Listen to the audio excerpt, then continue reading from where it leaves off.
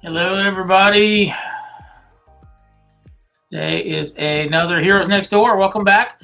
Welcome to Heroes Next Door. This is around the fire table discussion tonight. It's Friday night at 7 o'clock. It's been a long week for me. Had a lot of busy work. I had a lot of classes. Ended up taking a difficult airway class. Today I just finished up ACLS and PALS and my CPR recertification. Lots of different things going on. So Eminem, thank you for joining us. So tonight is going to be a pretty interesting topic.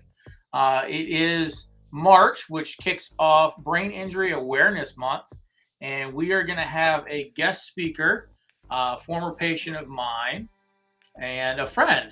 He was a former firefighter at Fame Fire Company, one of the station cribs I did way back early, and it's going to be pretty cool. I'm going to wait for him to kind of log in, but while we are waiting for him, I want to give you a little bit of background here. Let me turn off my music here. I do have some video, surveillance video that I'm going to show you in regards to his fall. He was able to acquire this video surveillance for his mission. He is currently running or working with an organization called Restart Your Life or Renewal of Your Mind. It's a nonprofit organization that does a lot of things. All right, there he is. Let me see if I can pair him in. Cool. Let's show.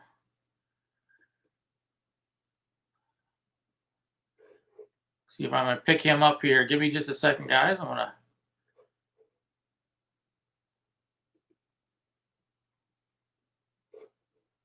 Looking at you now.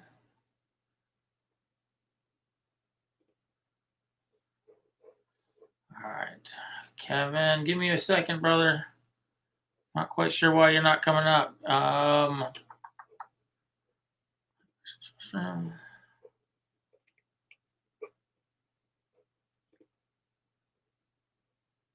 Had to. Nope, I don't want to do that. What a learning curve this is. Trying to figure this out. I did it earlier when we had. I pinned the message. Okay, I got that. Let's bring. Okay, that was just a comment. Kevin, are you able to log in? You should be able to connect.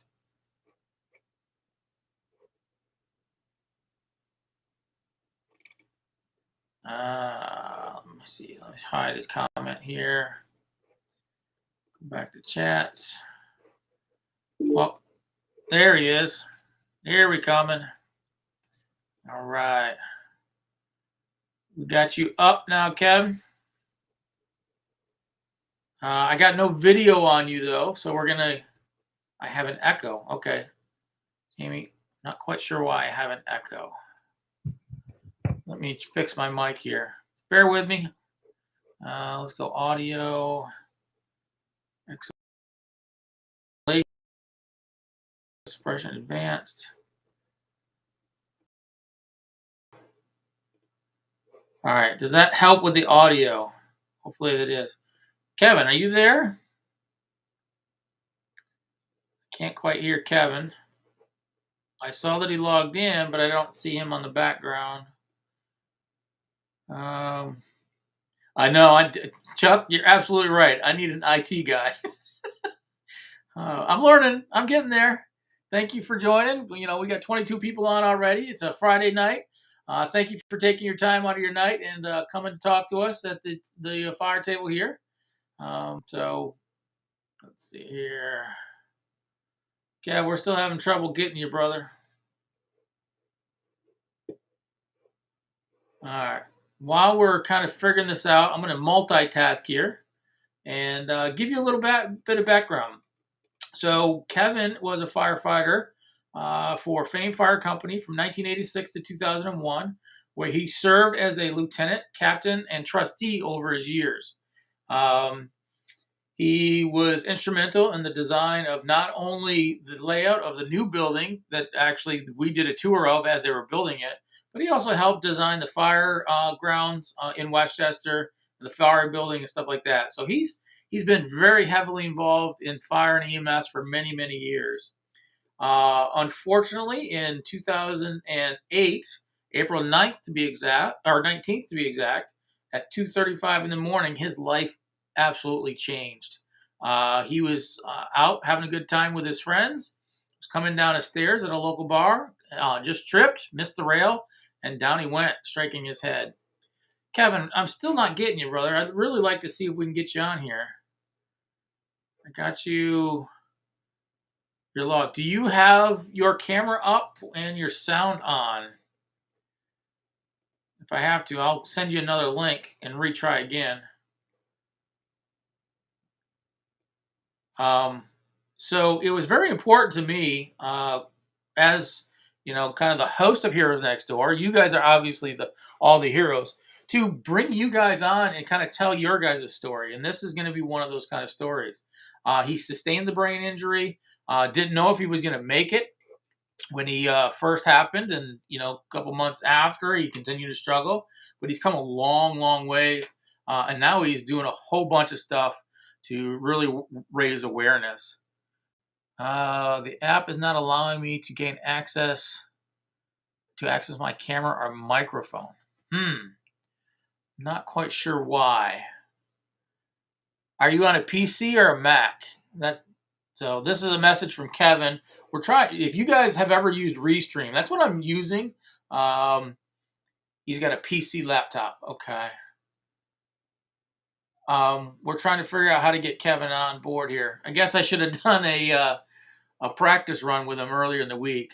I know the last guest I had was working off of a Mac. Let me copy Kevin, and I'm going to try to copy this live stream that I'm on now. I'll send you it again. Let me compose an email here. Welcome, everybody. I see everybody logging in from Dallas to Michigan, to all over the place. Let me respond to Kevin here. Let's go. Reply. Paste. Send. Log off and log back in. Thank you, Kyle. We're going to try that. I'm actually just sending him the link again. So that was just sent. Try that. He's logging off. All right, so he's out. Come back up.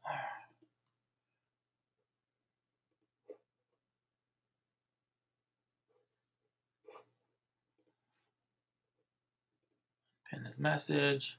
All right, we'll do a little roll call while we're here, while we're waiting for Kevin to kind of get back in. We're having a little bit of technical difficulty, so let's see. I got Michael Reynolds from Atlanta, Georgia, 32-year firefighter, 32 years of firefighting, I guess, retired. Thank you for joining us tonight. We got North Texas Fire Response. Thank you. We appreciate you. We got Jamie Seef, S-E-E-F. Thank you for joining us. Kate, Kyle, Eminem, Jason, little shout out here. Coming from California, Eminem, Pam, Kyle. All right. So let's go back down to the bottom here. Chuck, always appreciated, from Delaware. Retired over 30 years as a volley in PA. Where were you at, Chuck, in PA? Maybe we ran into each other. Minnesota, thank you for joining us. Tom Fox, can you send me one of your hats? Yeah, I mean, you can go online. We got a merch store. I'm working on trying to get patches. I'm trying to figure out how to get some patches. And right now I do stickers. When I go to visit a station and things like that, I hand out stickers. There he is. All right. There it is. Hey, how you doing, Kev? I'm good, bud. Sorry about that. I had an epiphany after a few minutes. So I'm a designer by trade, and when I'm at work, if I try to download new things on my old setup, it doesn't work. So I had to go to Google Chrome. Okay. That took care of it. Gotcha. All right. My apologies. That's all right. And I thought maybe it was me, because I'm new at this too. I've only been doing live streams for the last month or so. Something new I'm trying to do and get everybody involved. Oh, Broomall, Chuck. Yeah, and Goshen, we definitely ran across each other. So, doing some shout outs here real quick, Kevin, to the people that are joining us. It looks like we got, 19 people staying with us. We were as high as 26. So hopefully some more people join us as we talk tonight. So, Kev, how about you just tell the audience kind of, what you've done and, or, what happened? I can show the video of you in just a little bit. I have that kind of loaded up and kind of show you the treatments and stuff like that, what I did and how long it took. But let's just do an introduction with you, my friend. Sure. So my name is Kevin Mcdonald.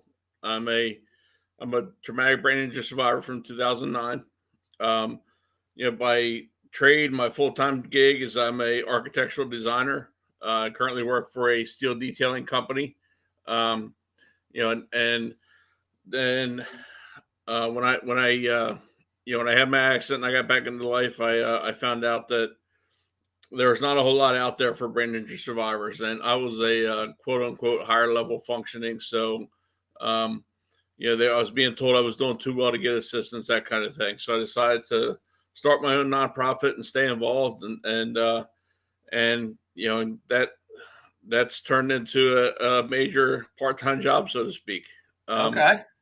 So, but the first thing I really want to say is I've been trying. I'm 14 years post accident now, and I've been trying to meet people who worked on me that night. And when you reached out to me and said that you were the one that innovated me, right away I was like, wow, I finally met somebody, so all I can do is thank you. Yeah. I'm indebted to you and everybody that worked on me that night. It's been a big it's a long road. It's a windy road, but it's turned into a good road for me. I was going down a bad road. I was Okay. My background is I had turned into a binge drinker. I worked in bars a lot, was around kids a lot, and I'm a big football guy, so it was fun to hang out with the college football guys that I bounced with in nightclub in Westchester. And Right. Right. so that turned into along with my other working in bars, I basically worked in bars all weekend. And when I wasn't working, a lot of times I would go hang out, and it end up being the thing I needed to change my life. I mean, this Okay. became a very extreme thing to turn me around, but it turned me around. Who knows where So, I could have been? so what I hear you saying is at the time you fell, that's when you were kind of going through that dark place. you Yes. were you were already in that kind of mode of drinking and hanging out a lot and doing that kind of stuff. And this actually changed your life for the better, even though it was an accident that was, Hmm. life threatening. Is that what I understand you saying? Yeah. Yeah. It did. It's God did wonders in me after I fell that night because medically speaking, I probably shouldn't have made it through that night with between the blood alcohol level and just what happened. I mean, I probably fell about 15 feet. I would guess that's not you saw it. You might have a Yeah, good yeah. idea. Yeah. So So I'm gonna yeah, I'm gonna that's good. I'm gonna pull it up here real quick, and we're gonna play it just a little bit, and just kind of show you the fall that was going on, and then I'll kind of fast forward it to when I walk in and kind of the treatment, so our viewers can kind of get an appreciation of what happened. All right, Kev. Sure. All right. So this is a surveillance video from inside the bar. See if we get a couple people are there going up and down the stairs. Here you come, and that's your fall right then and there. Right? That's you. Yep. Yes, it is. So looking at that fall, I'm going to back it up just a little bit ago. It didn't look like a major fall. The one thing I didn't realize when I first treated you is that it was more of a stumble fall. You didn't fall from really the landing. You caught the railing right there and then came down and landed on your head. So looking Hmm. at it from, a certain perspective, I've seen falls that were much worse than what that was and didn't have as much injuries. One of the things that we talk about in EMS is, doing a thorough assessment and understanding that alcohol is also a blood thinner. So I'm wondering if, even just that fall, the fact that you were intoxicated that night played a factor on how easily you bled. Because you're not a small dude. You're a football player back then. You're playing and taking a hit like that to the head didn't seem any worse than getting tackled or you know what I mean. Yeah, so it's very possible. I've had people suggest that maybe the fact I was drinking, that I was thin enough that I didn't clot and I didn't really form blockages up in my blood vessels in my brain or anywhere else at the time. Um, who knows? Maybe it was, maybe it wasn't. I was told from investigations and stuff. I had been to a wedding that day, so I was wearing the suit and I was carrying the suit jacket down. I was told that I had lost my balance on the other flight of stairs, and when Okay. I got to this flight, um, I was falling forward, and it looks like I pulled myself into the railing, and I got hit in two spots. So I broke some bones in my nose, Okay. and which tells me that I hit that post at the bottom when I was kind of riding the rail down with my Right. face, my head. Yep. But when I spun around, I landed on my brainstem, and it's an old historic building, so really thick floors. They don't move. But I landed on my brainstem on the back of my neck, Okay. and the other part of the result is that when I hit that bottom and I spun around, I actually sheared 4 to 5 blood vessels in my brain. Yep. So I don't like to say never about any part of this. Right. Medically speaking and biologically speaking, that is the only thing that will never heal. But the brain's a wonderful thing. It makes other connections around those interruptions, and really, one of the things that I guess one of the definitions I saw about for brain injury is that it's an interruption of brain waves. I think is how or brain vessels. I forget how it's worded, but and so they actually sheared. I had a couple of brain bleeds that were Okay. found when I was at the hospital, Okay.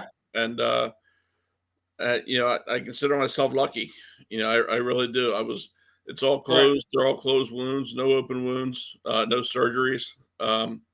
I did. I did find later, once I got back into life, probably about a year later, I was having some shoulder problems, and I did find that I also fractured my clavicle when I fell, and it healed back overlapped. So if that's that's the worst that happens to me, then I'm okay with that part. So I never got it. I never had it rebroken and fixed or anything like that. Okay. But I now you actually did. I saw that you did some powerlifting during your rehab. You did some other things during your rehab. So, physically you were able to kind of get back. It's just a matter of that mental challenge of that traumatic brain injury that you kind of struggled with Mhm. over the years for that rehab. So what we're seeing now in the video is basically bystanders trying to figure out what happened. No one really saw you go down, it looked like. So once they kind of saw you at the bottom, they start calling 911. And for those who are watching that may not be an EMS, it's funny because, we pick up the phone and we think, oh, the 911 is going to show up. But that's got to go to a 911 call center. Then it goes to a dispatch. And then the dispatch goes to our pagers. And then we got to get up from wherever we're at, our firehouse, I was at the hospital at the time. So I, go to the hospital, I get to my truck, and then I got to make my way to you, right? So that can go through, traffic lights, the amount of traffic. Now, 2:30 in the morning, there wasn't much traffic. I made it here fairly quickly from the time you fell to the time I arrived on scene.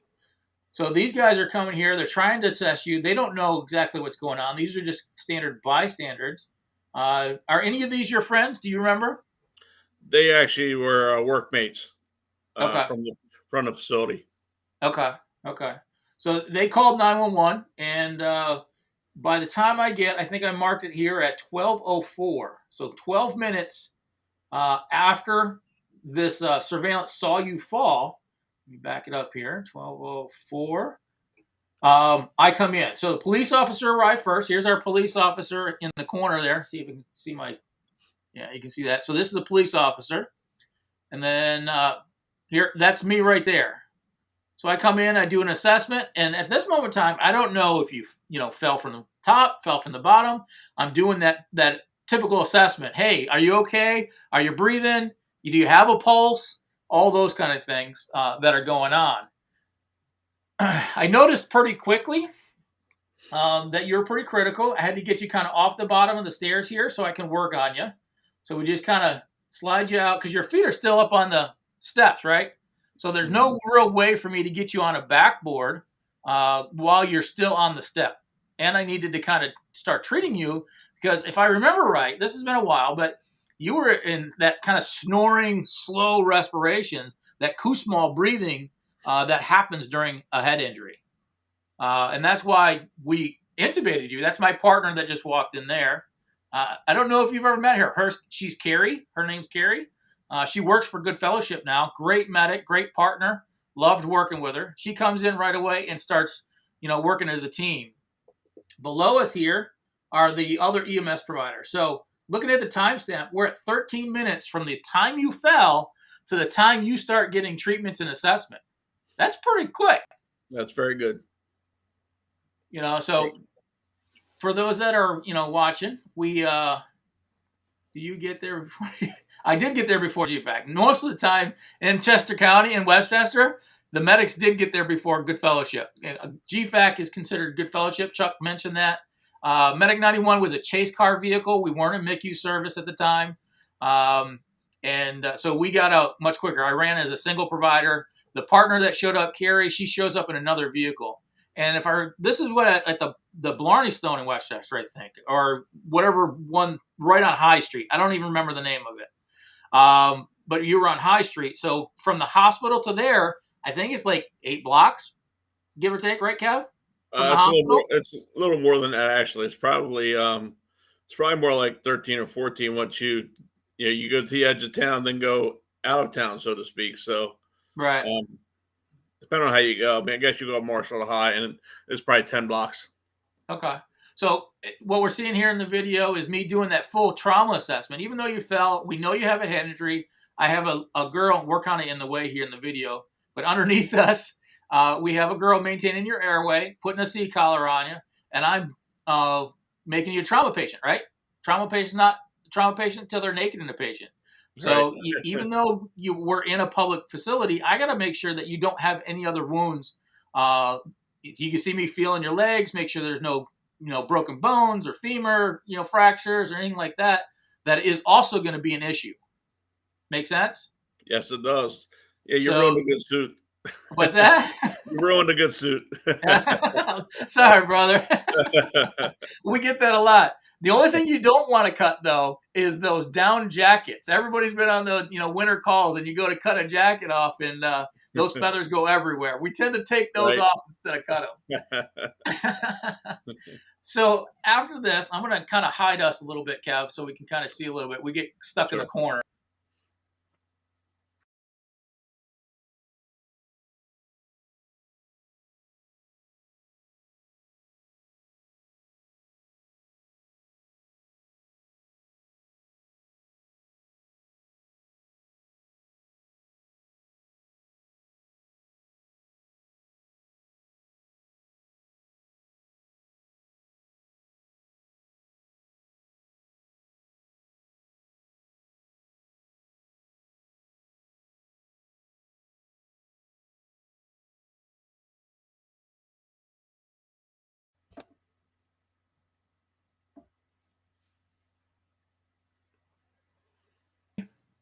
Kev, can you hear me?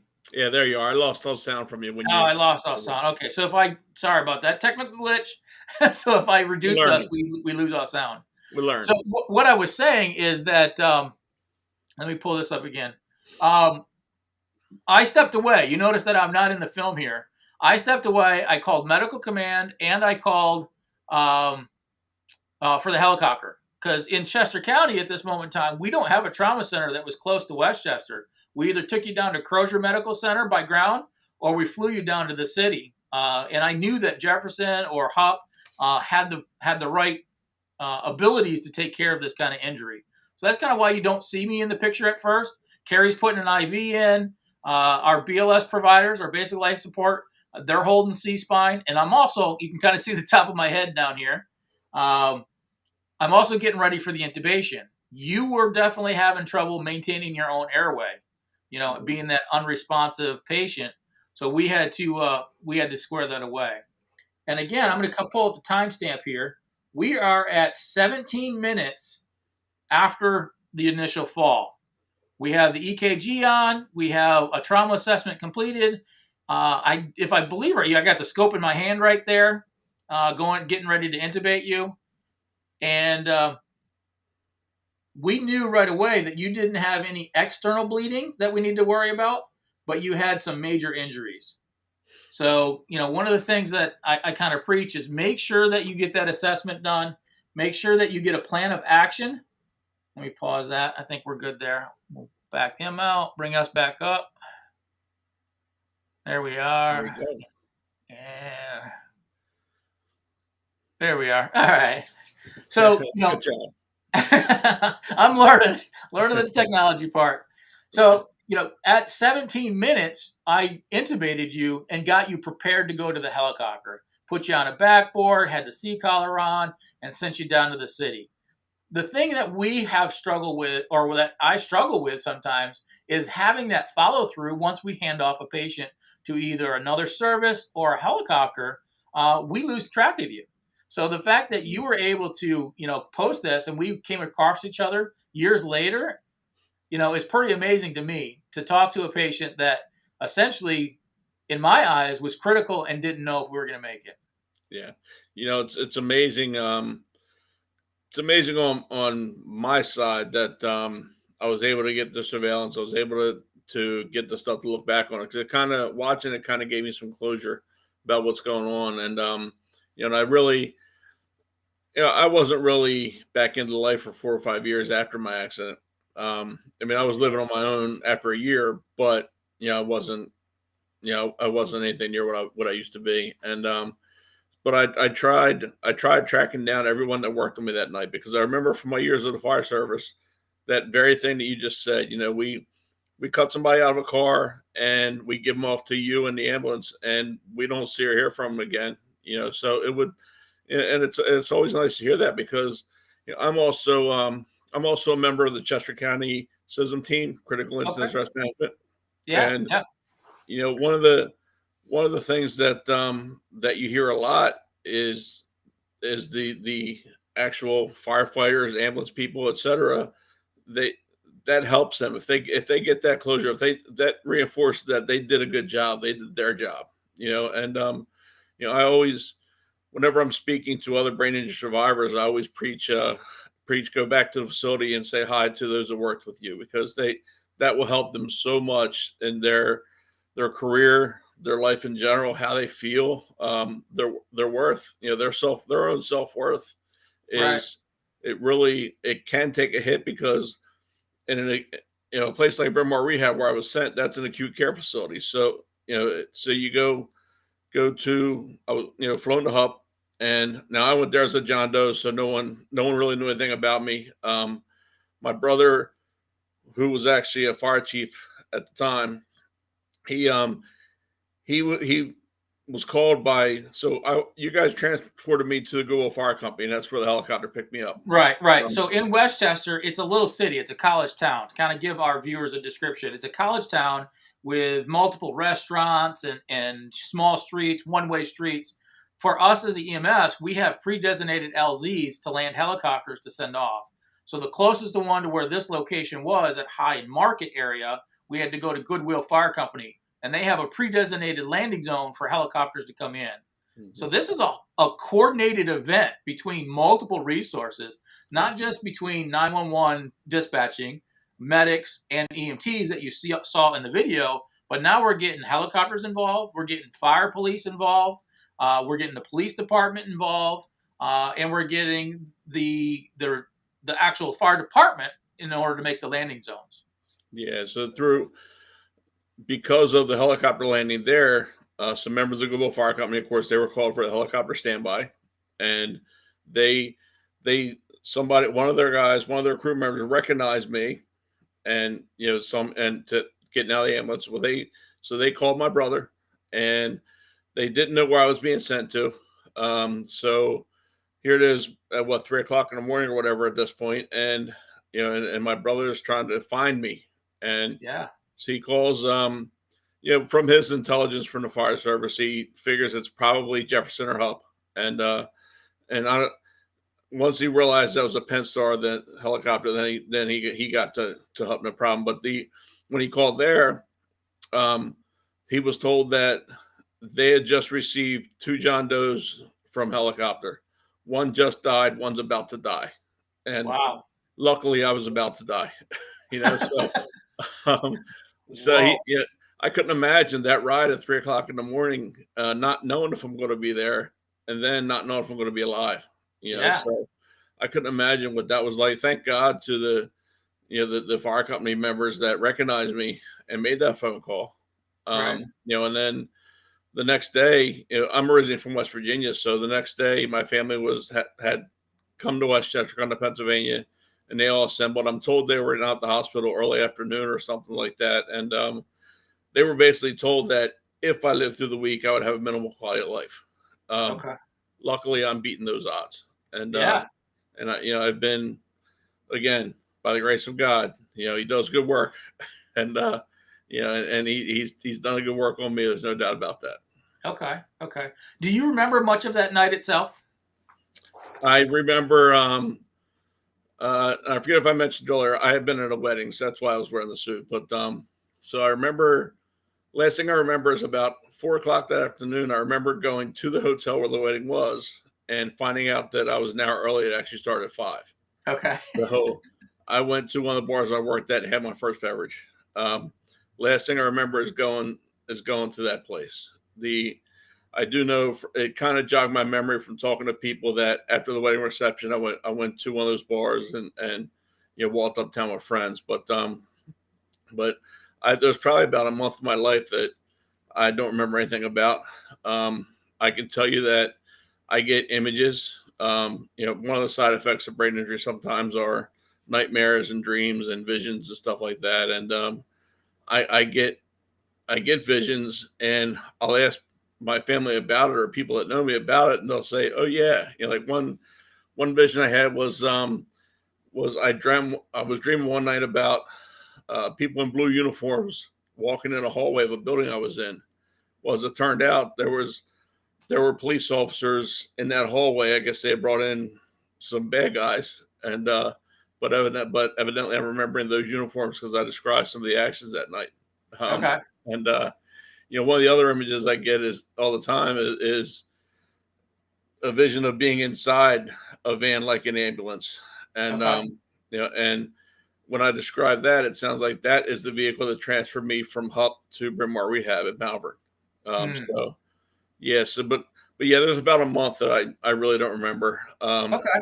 I think Okay. I was at Bryn Mawr for 3 or 4 weeks before, well, probably 2 or 3 weeks before I can really say I actually remember who I was working with, what was going on, that kind of stuff. Okay.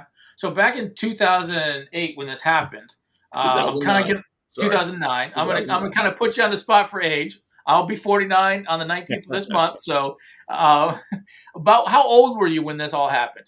I was 39. 39 years old. Okay. Mhm. So, you lived enough, and you were partying hard at the time when this all happened. Yeah. What has changed since this? What are the things that you've been able to do in your life since this incident happened? Oh, wow. There's so much. I'm sure I'm not going to remember it all, but Sure. I mean, I can't say, like, I become a stronger person mentally, so to speak, and psychologically, to where I don't drink anymore. I haven't drank since the accident. It's one of those things where until I can walk right and talk right and use my hands right, Yeah. which you would never notice it, but I know it. I can feel it. It gives me a reason not to drink. Okay. I love live music. I go out to see live music all the time, but it doesn't bother me being in a facility, which is great because I'm a single guy. I live in a small apartment. I couldn't imagine being stuck in this apartment all the time just to avoid that kind of thing. Right, right. Yeah. Now, you sent me over some dialogue or some background information. You've done some things with the state of Pennsylvania for brain injury awareness. Can you tell us a little bit about that? Yeah. So, as I said, once I started getting back into life of my own, I decided to stay involved in the brain injury community. The biggest thing that got me there was I go to a brain injury and stroke support group at Bryn Mawr Rehab where I came through, and just from meeting people there, and and seeing their stories, seeing them in the natural, like seeing what their life looks like from the outside, is so much worse than what my life looks like from the outside. Now, on the inside, it's all about perspective. I mean, your life is as good as how you make it and how you think it. So, but there were some people there that really, really inspired me into doing more. And, one story I can tell that really finally pushed me over the edge to make this an official nonprofit was there was a older woman. I'm guessing she was 70 to 80, if not older, but she had like 7 or 8 brain injuries over the last 30 years. And she also had some back problems. She had to have a 24-hour caregiver. She usually had a walker and she was kind of hunched over, and she had some back surgery. And this after I knew her 5 or 6 years at those meetings, but she had some back surgery and she was in the meeting one night and said, "Hey, I want to stand up. That's why I did this at my age. I'm going to stand up." And of course we're all like, "Oh, don't push it. Don't try too hard." We're trying to do the right things and say the right things. But even her caregiver was saying, "Don't do it. Don't do it." And she said, "I'm going to." And you know what? She stood right up, pretty please. Not long after her surgery. And she had been missing from our meetings for, I think, about 2 months. And I had asked about her, and they announced that she had passed away. And I don't know if it had anything to do with the surgery or not, so I don't want to, say anything I'm not definite of. But there was something happened. There was some kind of infection, whatever. And again, I say that wrong, but it's not. I don't know that it has anything to do with the surgery. I just know it was some kind of infection that hit her. She passed away from that, and that told me that if she can do that, if she can have the courage to just stand up one night after I've known her leaning over for 6 or 7 years, then why can't I do something? All these years of the fire service, we're helping others. You know what that's like. We're putting our lives on the line, doing whatever we can for somebody else, just to help. In our life, if we help one person, I think that's awesome. I'm sure in your situation, you've helped a lot more than that. But if I see that one smile, that one congratulations, whatever, I think that's pretty cool. So I decided to stay involved. Okay. So you started an organization called Restart Your Life. What's that about? So Restart Your Life, Renew Your Mind. We call it Restart for short. And the initial goal was to help one survivor a year, maybe with resources, education, or financial assistance to go to a once in a lifetime event after a brain injury. So a triathlon, a seminar, whatever you might want to do that you may not, that you, according to others, may not have been able to do. Okay. And from there, it went to a lot of awareness and advocacy. I have so many different topics in what we do when I speak, but I'll tell my story. One of the things is first responder awareness, because I know that we as first responders have so much to deal with. We have so many decisions to make, especially today's police departments. I mean, God bless them for what they do. I mean, they have no time at all to think about repercussions of anything they're going to do. And in today's world of cell phones, when you only see a 5-second thing, half of the time it's not anything. What you see is not what they meant to do or what their intention was. But anyway, so I decided to stay involved. I've been to Washington, D.C., went 5 years consecutively before COVID hit with all the shutdowns. What'd you do in D.C.? So D.C. has a congressional task force on brain injury, and they partner with the Brain Injury Association of America, and they do a brain injury awareness day every year. So I started attending that with a delegation from Pennsylvania, and we basically were scheduled by our program director to go visit with lawmakers. There's debriefings, there's hearings, etc. So we've done that, and then so I was riding on the train back one time with a friend of mine, and we were talking about that event down there was so cool. Why doesn't Pennsylvania do it? Because Pennsylvania is one of the biggest states in our country that deals with brain injury. It's very active in the brain injury world. And I mean, one of the key hospital you went to, that and Jefferson, are known on the East Coast for brain injury. Yes, they definitely are wonderful places. So her and I had decided to get together and make something up for Harrisburg. So we, I had a good professional relationship with Senator Andrew E. Denneman at the time, and I was at an event with him, and I was talking to him. The joke is we made this happen on a street corner is the joke, but we passed each other on the way out. Around the fire table, like tonight. Yeah, that's exactly it. And I said, I pitched the idea to him. I said, we want to do a Brain Injury Awareness Day in Harrisburg. Now, Senator Denman was the caucus co-chair. It was a Senate caucus co-chair in Pennsylvania. So Senate Brain Injury Caucus co-chair. Okay. So talking to him, and long story short, he said, okay, can you be in my office next week to work on it? And I said, and this was like July or August, I forget, but I said, sure, but I'm thinking more like next October. He goes, no, we're doing it this October. I said, oh, okay. Okay. So we put the first one together in a couple months. We had about 100 people there. We did it a second time right before COVID hit, of course.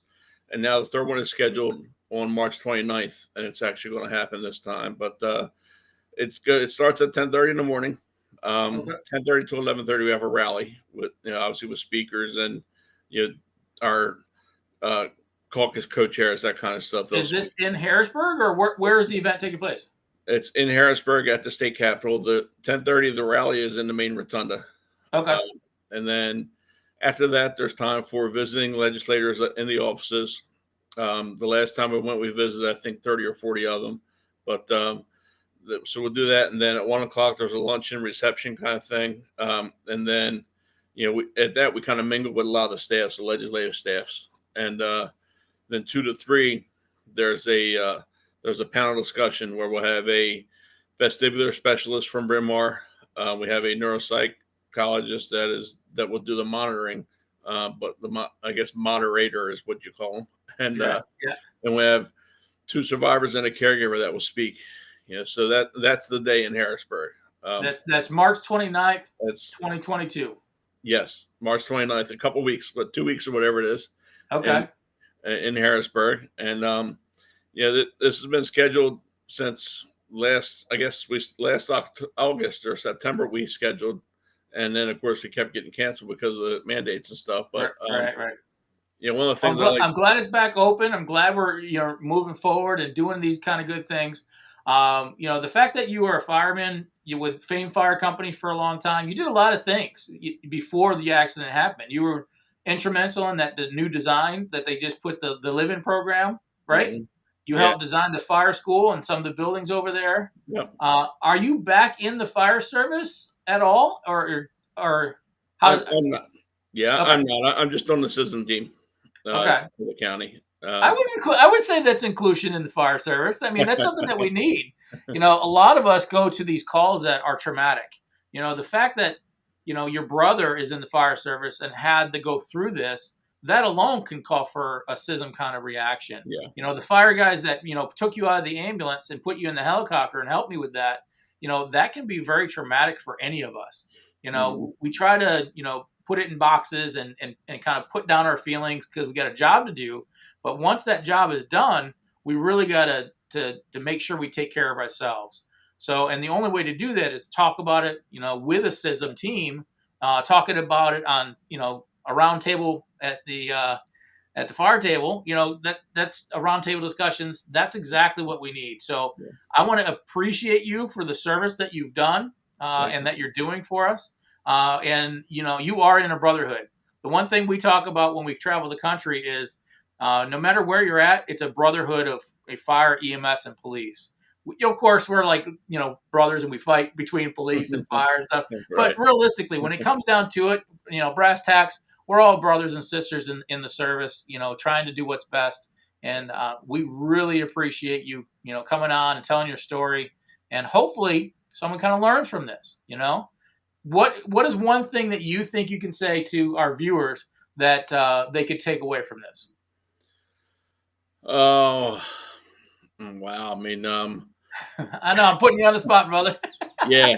I mean, again, I mentioned I'm all about perspective. It's how you want to look at it. You can look at life and you can get yourself down and dejected and stuff because everything is so bad out there, and there's so much going on in the world, um, especially politically and ethnically, and all. There's just stuff everywhere. There's little divisions everywhere, and it's we're in a time where we have to work together. We have to grow together again. We have to bring back respect and love in the community and stuff like that. It's I get how things change, evolution over time, all that kind of stuff, and I understand that. But the one thing to take out of this conversation is just really life is never that bad. I mean, I could be looking at people that aren't doing well, and I can say, man, that's where I'm going to end up in a couple of years. Or I can do what I did on my 10th anniversary of this accident, and I won a strongman competition individual event. All right. I deadlifted a car 17 times. Wow. Yeah, so that was pretty cool. Yeah. And then there's one thing I'm not sure where we're at with time, but I do want to mention this other program that I'm starting out. Yeah, we got a little bit of time. We run till about 8, so everybody's on. Okay. I think.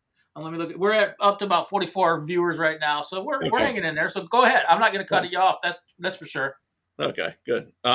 So there's a couple programs that I rolled out recently through Restart, and one is called Survivor Night Out, and that's where it really is kind of a roving support group. Like, I really believe in support groups, but the downside is they're all structured very well, and there's usually a speaker or a point to the meeting that night where when I talk to survivors all the time, like, even though I'm a survivor, I speak for others. I don't usually speak for myself a lot, which is sometimes bad, but most of the time good, and one of the things that I learned is that most survivors want to go someplace where they can talk to someone who understands what they're dealing with. And brain injury is one of those things where you can be the best medical professional in the world, you can be the best caregiver in the world, whatever, but unless you're living it every single day of your life, you have no clue what we go through.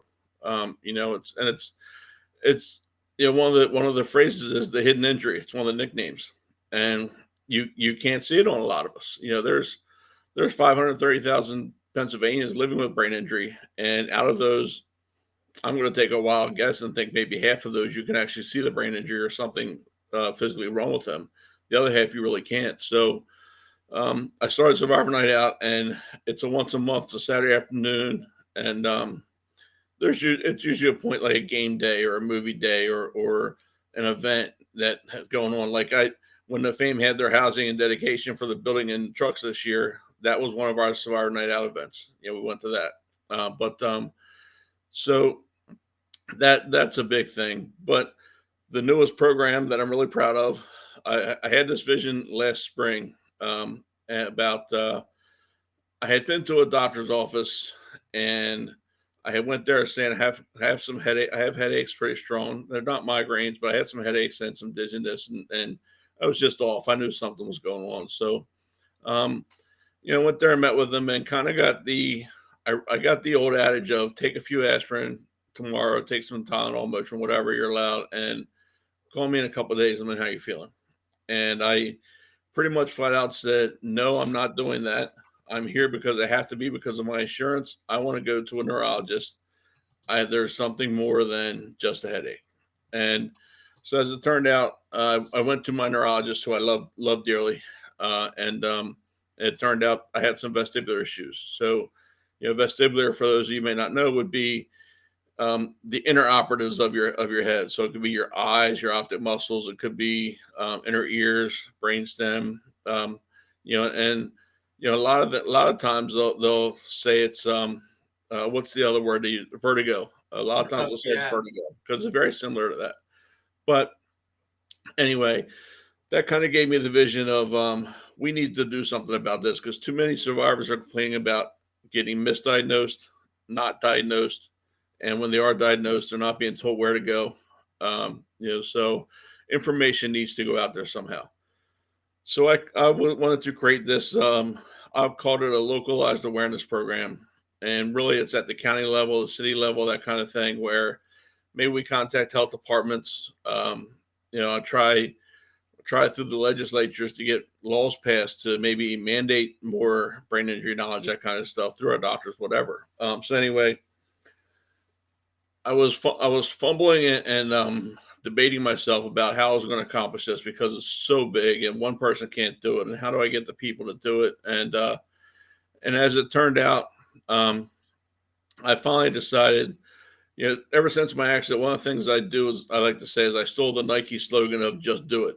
So I finally listened to my own advice and I just did it. I had no idea how I was going to, no idea when, where, that kind of stuff. I just started doing things. Turned out I got the idea to assemble a group of 8 other survivors that I've worked with before in advocacy. And I know that they would do things. They agree with the restart fundamentals of survivors working for survivors, from a survivor's perspective. So my goal with them was to create a dynamic model that could be used as a template. So if someone calls me or emails me, whatever, and says, "Hey, how can I help?" Then I can say, "Here's an SOP or a guideline that you can use. You don't have to follow it. There's too much there, but maybe one thing there helps you get started in your area." Demographics are important. The type of place you're trying to get to is important. So your methods, your means and methods are going to be a whole lot different than what it might be here in Chester County. So we met for about 6 months, and right before Christmas, we finished up a brain injury fact sheet that I would love to see posted in doctors' offices and that kind of stuff. And we had a model that could be sent out and given to others to help. Well, in the middle of February, with Brain Injury Awareness Month coming up March 1st, I rolled it out publicly. And Okay. some of the things that we're targeting would be doing first responder awareness.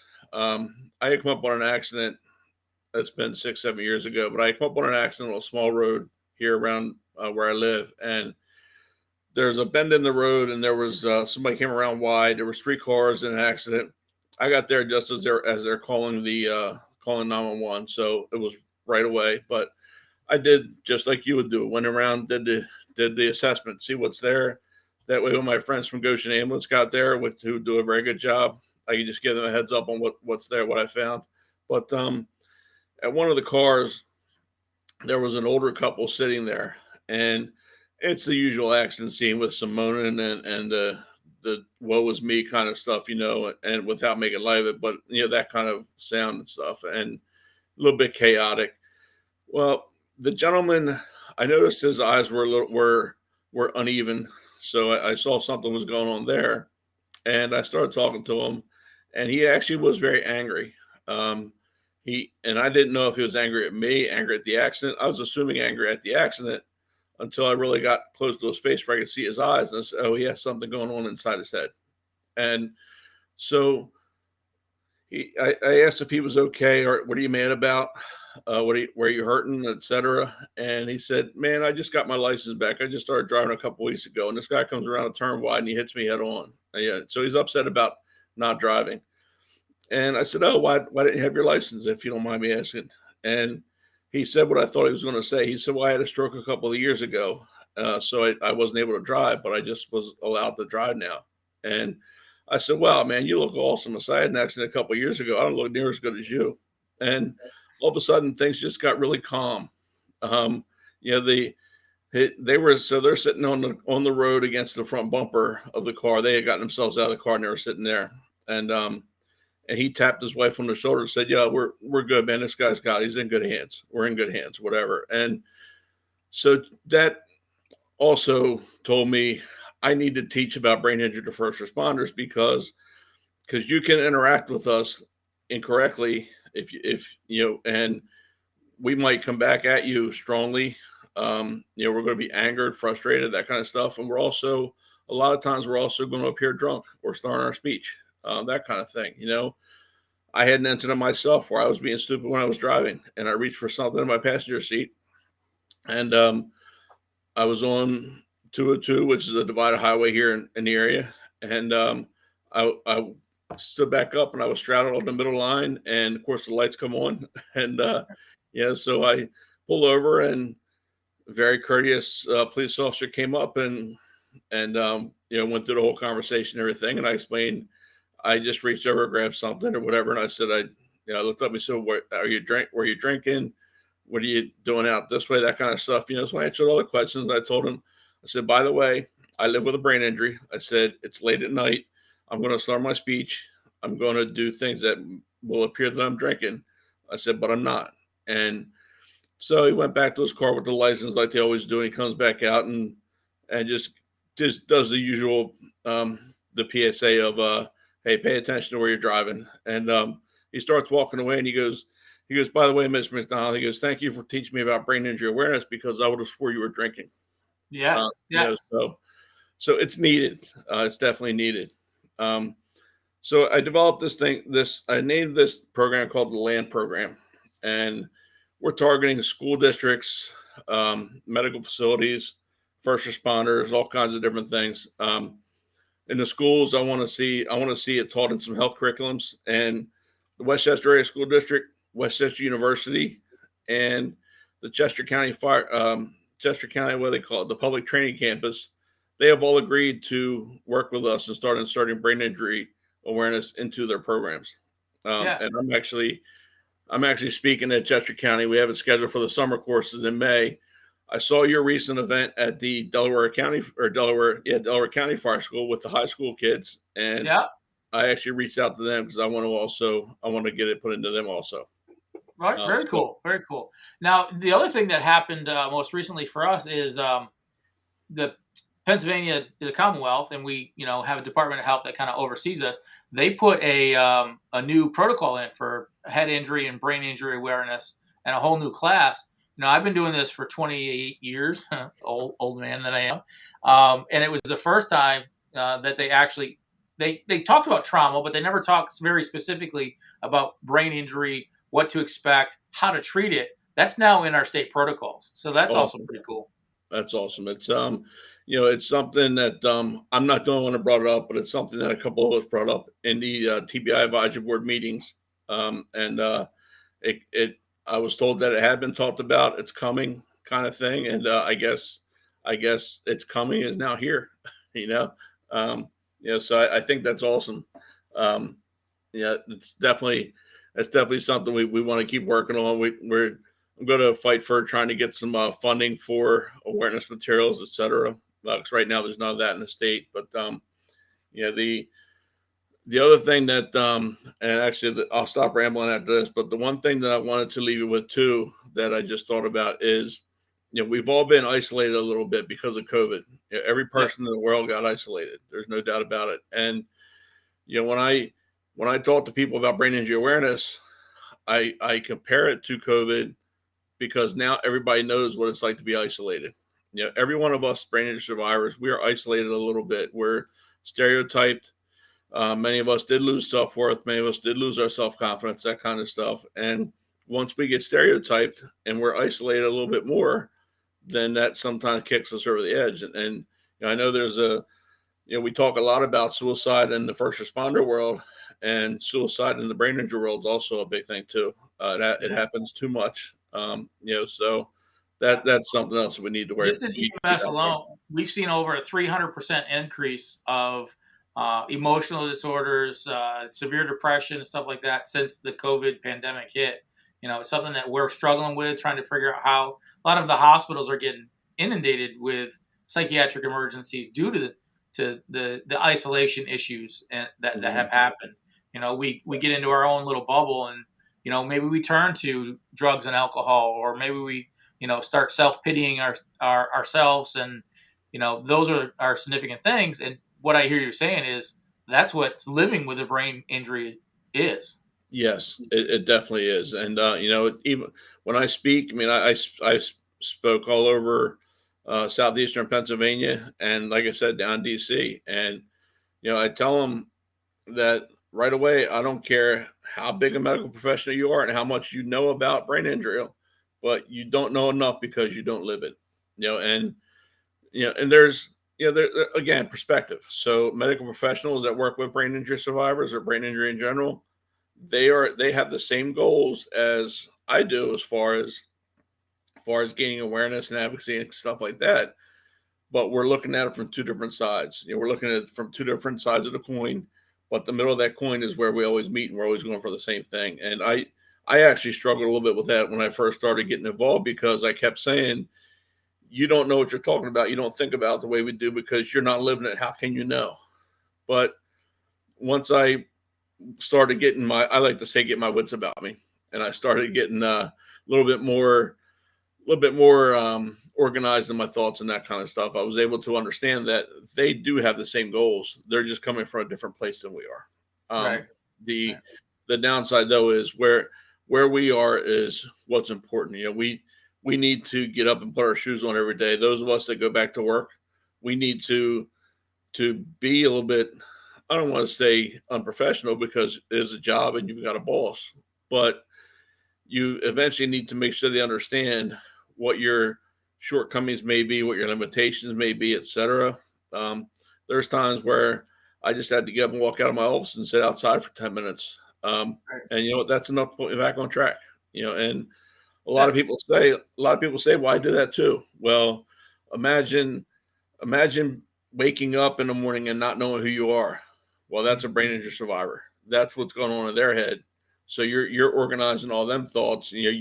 It's hard to organize your thoughts and retrieve your words in a damaged brain, but you still got to stay on track with the rest of the world as far as your employers go.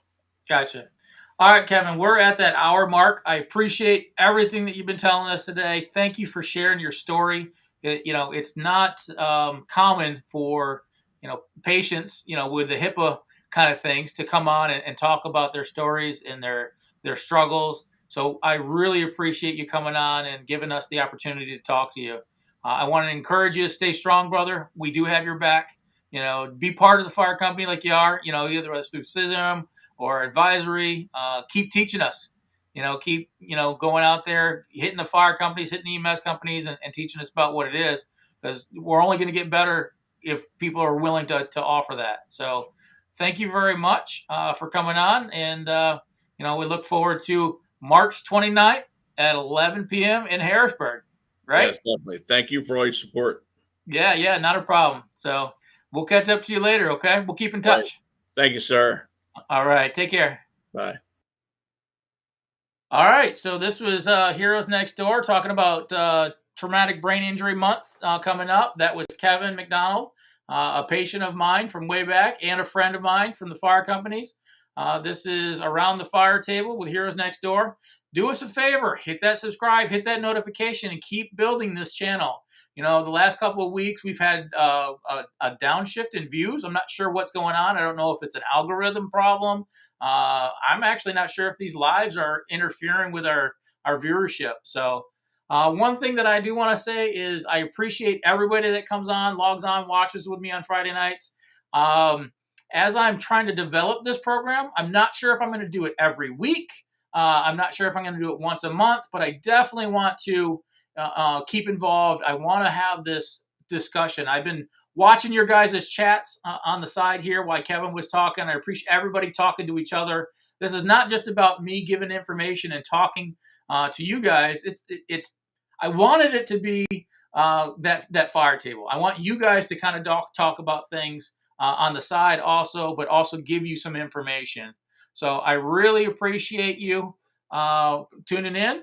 Once again, to help us out, you can always become a member, join on Heroes Next Door YouTube. That'll help out. Hit some merchandise. You guys are the Heroes Next Door. So, if I walk around and see you guys in some of our shirts, that helps out. That helps out our raising finances for other things. The last week or 2 weeks ago, I did a video on sending out gear to the Philippines, and that's going really well. We were able to send that first set of gear out. They received it within a week, which was amazing. I believe tomorrow that follow-up video is going to be. So you're going to see some of the Philippines, how they operate, the fact that they receive their gear, and all those kind of things. So once again, we appreciate you, and thank you all for watching. If there's anything else that you guys want to say, go back to tomorrow. This will get posted on the unlisted live streams. Put a comment in there. I do read through as many as I can to try to keep up on topics. So thank you all very, very much. It looks like before Kevin logged out, he's got some websites here. So I'm going to put these up real quick so you guys have some resources. Copy. And we'll put this up here and paste. Put that and show that. All right. Hopefully you guys can see that. So thank you again to Kevin for everything that he's been doing, and look forward to next topics. Hit us up on the comments. Keep liking our videos. Keep sharing our videos. We can build this channel with you guys. So thank you very much. Have a good night. I'll see you next week.